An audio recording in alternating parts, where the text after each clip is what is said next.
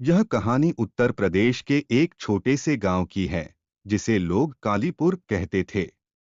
गांव के लोग कहते हैं कि वहां एक पुरानी हवेली है, जिसे भूतिया हवेली के नाम से जाना जाता है।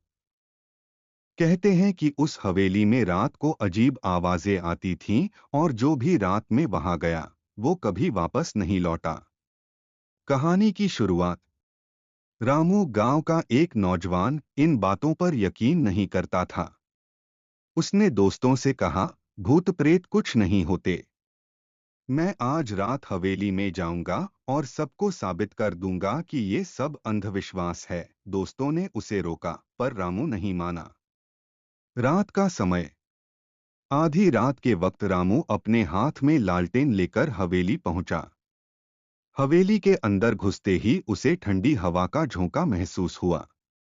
कमरे में घना अंधेरा था और हर कोने में धूल और मकड़ी के जाले थे। अचानक उसे एक औरत की धीमी रोने की आवाज सुनाई दी। आवाज हवेली के एक बंद कमरे से आ रही थी। रामू ने डरते डरते दरवाजा खोला। कमरे में एक पुराना झूला था, जो अपने आप हिल रहा था।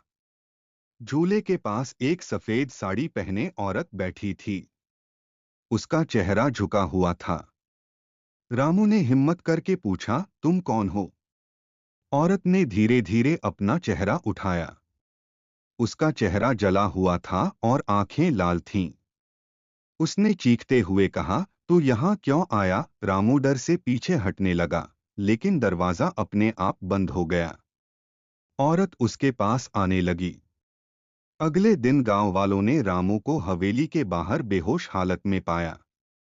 उसके बाल सफेद हो चुके थे और वह लगातार सिर्फ यही कह रहा था, वो मुझे छोड़ दे, वो मुझे छोड़ दे।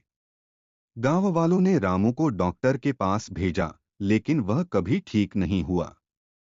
आज भी कालीपुर के लोग कहते हैं कि उस हवेली में उस औरत की आत्मा भटकती है, जो अपने परिवार के साथ किसी हादसे में मारी गई थी।